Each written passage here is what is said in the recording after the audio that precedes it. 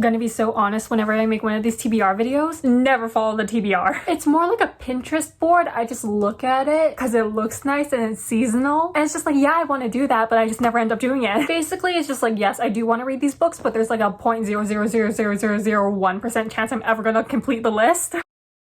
If you couldn't tell what today's video is about, we're going to be talking about my fall TBR. I'd say there's like a chance I'm going to read 3 of these at most. Actually, maybe more. A lot of these books on this list I have been wanting to read. For me, personally, fall is a really good season to read fantasy books, especially like the warm, cozy, kind of maybe dark fantasy type of books. Also, if you haven't seen me doing some of my recent TBR videos, this is mostly just me reading the backs of books or like the blurbs of books and figuring out what they're about. And like, yeah, sometimes they make me more interested in reading the book, but also probably the next day I'm gonna forget what I read. I'm gonna go on Goodreads and search up the blurbs. This is breaking the rule for the reading vlog that I'm recording right now. This is gonna be an exception because I'm recording this one right now, obviously, and I need Goodreads because some of these books I do not have. Some of them I do have, some of them I still need to buy. We're gonna start with the new releases and then go to the already released books. I only have like 4 new releases on this list, or like I think 2 of them have already been released and 2 of the other ones still need to be released. But yeah, we're just gonna get started. This first one, I think it's the only seasonal romance I have on this list. I mean, there's like one other, but I don't know if it's set in the fall time. Anyways, the first book is If It Makes You Happy by Julie Olivia. This is like the only fall themed book I've heard people talk about because they've been comparing it to Gilmore Girls. I never watched Gilmore Girls before, but I kind of want to try watching it this fall. The description is, my new next door neighbor seems to have everything figured out. Small town golden boy, check. Single dad extraordinaire, check. Hot baker of forums,